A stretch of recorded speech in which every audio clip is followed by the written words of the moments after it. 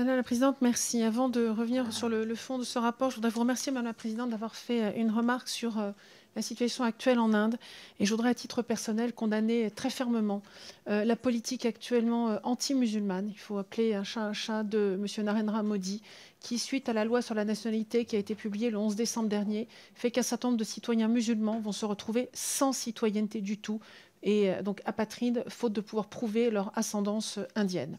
C'est vraiment très grave, et ceci donne lieu actuellement à des émeutes qui ont donné lieu à des, notamment à New Delhi, mais également dans le nord-est de l'Inde, qui ont donné lieu à des émeutes et avec des personnes effectivement décédées dans des conditions hautement critiques. Donc, je voudrais rappeler ma condamnation de cette situation.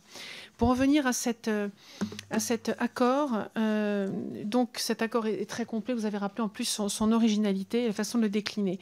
Mais je voudrais justement en profiter pour rappeler que ça permettrait sans doute, cet accord, de traduire en actes très concrets la mesure 38 qui est prévue par le plan français de lutte contre les stupéfiants, qui a été publié en septembre 2018, si je ne me trompe, et avec sa mesure 38 qui dit clairement 2019, c'est plus récent, parce que 2018, c'est le plan contre les addictions.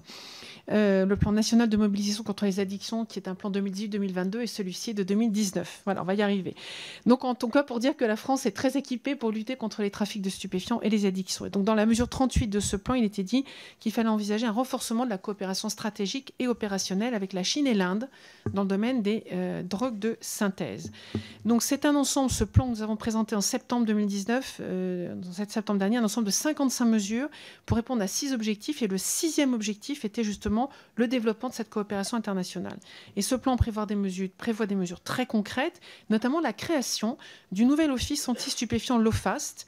Et c'est pour ça que j'étais assez intéressée de comprendre un petit peu, quand je lis dans votre rapport en page 10, qu'il y a 3 actions qui ont été entreprises de coopération France-Inde, des séminaires France-Inde en 2015, 2018, régional en 2019 dans la lutte contre la fraude médicamenteuse. Un deuxième point, un dialogue annuel avec une délégation d'un office central de lutte contre l'atteinte à l'environnement et à la santé publique. Et puis enfin, la création d'un poste d'attaché douanier à Bangkok, en Asie du Sud-Est, pour lutter, contribuer à la lutte contre les trafics. Alors, deux questions viennent à l'esprit. Pourquoi l'OFAS n'est-il pas cité comme interlocuteur dans cet accord avec l'Inde, dans la coopération France-Inde, d'une part, et d'autre part, l'attaché douanier à Bangkok, c'est bien. Enfin, quand on est à l'échelle de la taille de cette région du monde, l'Inde, c'est pas l'Asie du Sud-Est. Bangkok, Delhi, c'est pas juste à côté. Donc, compte tenu de la dimension de l'Inde, de la position centrale de l'Inde, avec notamment l'Afghanistan non loin et le Pakistan également, franchement, est-ce qu'on pourrait pas envisager la création d'un poste d'attaché douanier à Delhi? Je vous remercie. Alors, pour répondre à Anne Genté sur l'OFAST et la non-présence de l'OFAST dans l'accord. En fait, l'OFAST n'existait pas à l'époque, quand l'accord a été négocié et travaillé. Donc, il n'est pas cité, mais bien évidemment, il jouera tout son rôle. Et au moment où l'accord a été discuté, c'était le service de sécurité de l'ambassade qui était associé sur cette politique de lutte contre les stupéfiants. Alors, attaché douanier à New Delhi, pourquoi pas?